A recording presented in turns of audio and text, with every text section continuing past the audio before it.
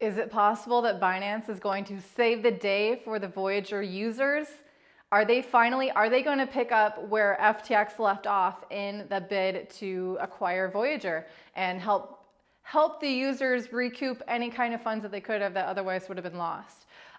There's much more to this story than that title alone, and I'm going to get into it. If you guys enjoy these videos, I appreciate it if you hit like, hit subscribe, check out the CT Club down below. We do trade alerts, portfolio updates, market updates, and it's just a really cool community of people who are really interested in learning more about crypto.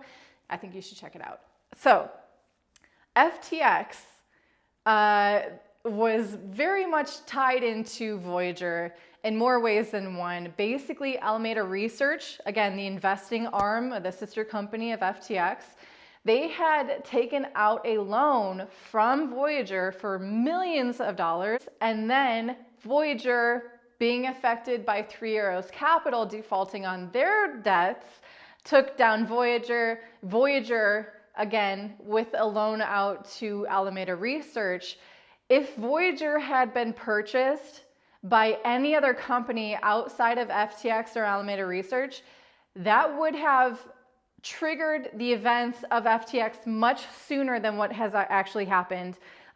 Basically, because FTX won the auction to purchase Voyager, which a lot of people are assuming they had manipulated the auction in some ways, some insider information, some friends of friends making sweetheart deals, lining their pockets over here so you can get what you want over here, is what led to ultimately FTX acquiring Voyager and keeping all of their financials, their shady financials, still under wraps.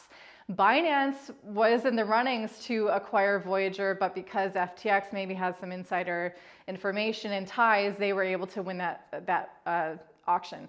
So now that it's all collapsed anyway, Binance is right there again to say, hey, I think we're going to look into possibly stepping in and acquiring Voyager. So we are waiting to see if this actually happens. Binance has been talking about acquiring a lot of companies, but they haven't actually done it. Once they get a look at Voyager's books, are they going to actually want to acquire it? Because what maybe was happening with the connections of FTX, maybe there's something fishy going on with Voyager's books as well. So just something to keep an eye out. Another development, as always, we're still waiting to see what Genesis is going to end up doing, how that will affect Grayscale and their parent company, Digital Currency Group. This is a huge story that I cannot wait to see what actually happens.